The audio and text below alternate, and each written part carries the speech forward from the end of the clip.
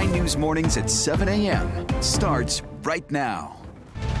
We start the 7 o'clock hour with the wildfires burning on the western slope. A new fire sparked on Monday afternoon in Rio Blanco County. Thanks for joining us. I'm Corey Rose. And I'm Lauren Scafidi. Officials are calling it the Croshow fire as people in the Croshow Lake area were told to evacuate. As of this morning, it's unclear how big the wildfire is or how it started. This new wildfire is adding on to the tense wildfire season that we are already seeing in the past month. This wildfire season is getting worse as the Lee fire is now considered a mega fire as it's burned more than 100,000 acres. As of this morning, it's now burned more than 116,000 acres or about 180 square miles. The governor has issued disaster declarations to bring in more resources for both the Lee and Elk fires that started in Rio Blanco County. The Lee fire is the most concerning one at this time. It's exploded in size, especially over the weekend, and ran south into Garfield County toward Rifle. Crews have it 6% contained.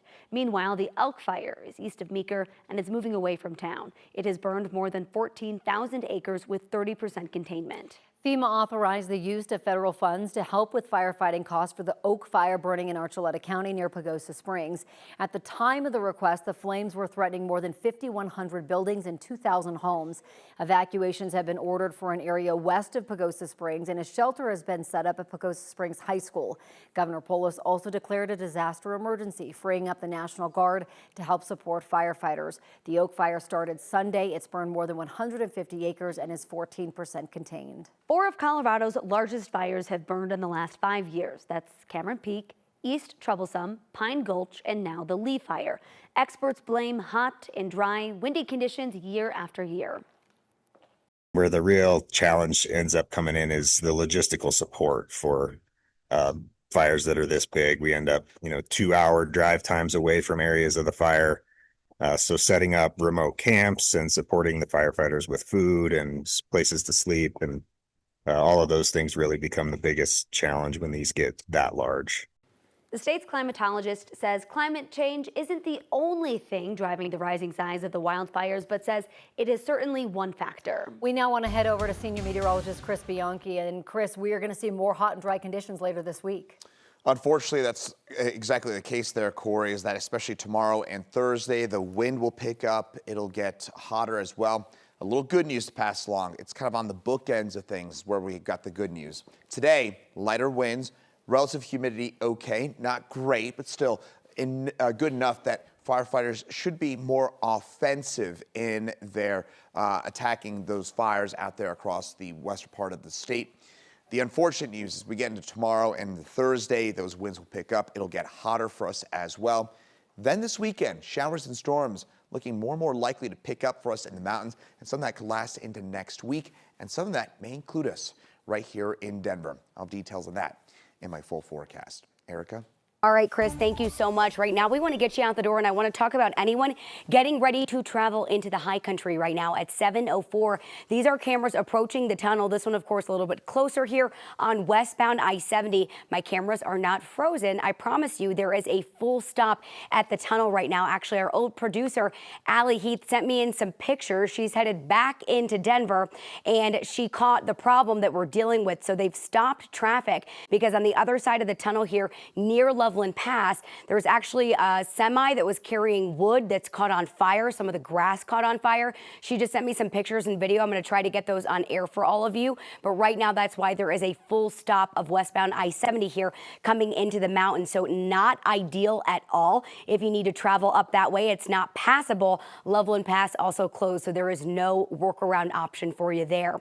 Let's take you over to our map right now. Just want to give you some context. Right now, again, that vehicle fire westbound I-70 in the Loveland Pass area, and we've got a full traffic stop at the tunnel. So we'll work to learn a little bit more about the situation. We'll put some calls in for you, but at this time, bringing you into the metro as you get ready to travel into Aurora. Northbound 225 is still crawling out here. Crash at 6th Avenue. We've had a couple lanes blocked for a couple hours now. A 25-minute backup or so is what we are clocking as you make that drive toward I-70. Not as bad on the southbound side of the interstate, only about a 10-minute delay. And then I-25 travel, really not terrible at all. About a 19 to 23-minute drive in either direction for your tech center to downtown commute. Normal for these is around 13 or 14 minutes. Thank you so much. Right now, Lakewood Police needs your help in identifying this suspect involved in a sexual assault case. This happened on July 21st, just after 6 p.m. around Dick's Sporting Goods Park. Officials say this man ran up behind a woman and groped her. When she screamed and turned around, he ran off. The suspect is described as a black male in his late teens to early 20s. He was wearing a black hoodie, long jean shorts, a True Religion belt, black Nike socks, and black slip-on shoes with white bone designs. Anyone with information is asked to call the Lakewood Police Department. Their number is 303-987-7823. The first day back to school is fast approaching for the largest school district in the state. But while the Denver Public School, they're excited to welcome these students back, there's also some uncertainty. 9 News reporter Courtney Yoon joins us live now from DPS headquarters. And Courtney, $10 million in federal funding was held up until recently for the district.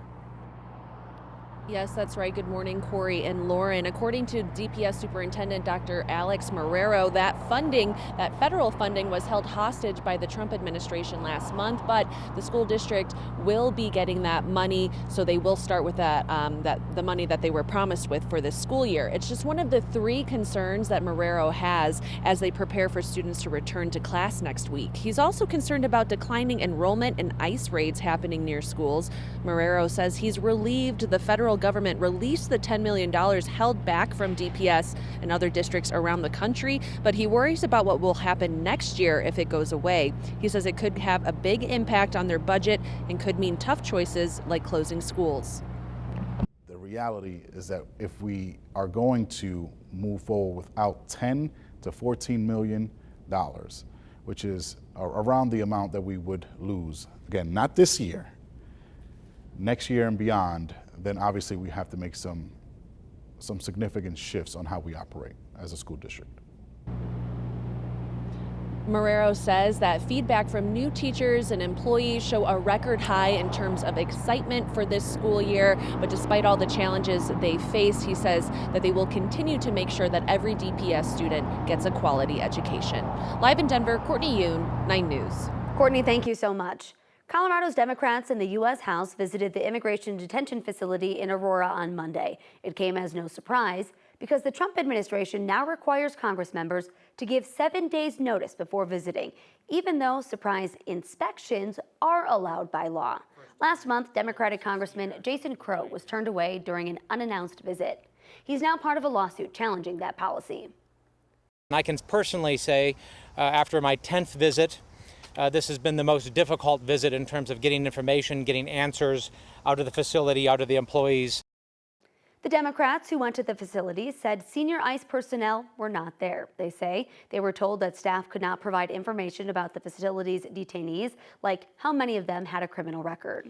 The U.S. and China are pushing back today's self-imposed deadline for reaching a trade deal. They say current tariff amounts can remain in place another 90 days as negotiations continue. An executive order President Trump issued last night keeps the U.S. rate for Chinese imports at 30%. That's opposed to letting it rise to 54% as specified in a previous order. China confirms its duties on U.S. imports will stay at 10% instead of climbing to 34%. China is America's second largest source of imports. More than 2 million Americans could lose some food stamp benefits. That's because of the work requirements for some people enrolling. That's according to a Congressional Budget Office analysis released yesterday. The law requires some parents of dependent children to work for their food stamp benefits for the first time. SNAP has long required certain able-bodied adults to work to receive benefits for longer than 3 months. But the GOP's Big Beautiful Bill broadened that mandate to parents of dependent children, requiring those with kids age 14 and older to work, volunteer, or participate in job training at least 80 hours a month. President Trump and congressional Republicans are no longer promising to repeal the Affordable Care Act, but they are quietly rolling back the landmark health reform law. Trump's Big Beautiful Bill contains the largest ever cuts to federal support for health coverage. The massive domestic bill and a new rule from the Centers for Medicare and Medicaid Services are expected to leave millions more people without health coverage. It will be more difficult to enroll in and renew Affordable Care Act coverage by increasing verification requirements. Out-of-pocket costs for enrollees will go up, and certain legal immigrants will be banned from qualifying for federal subsidies.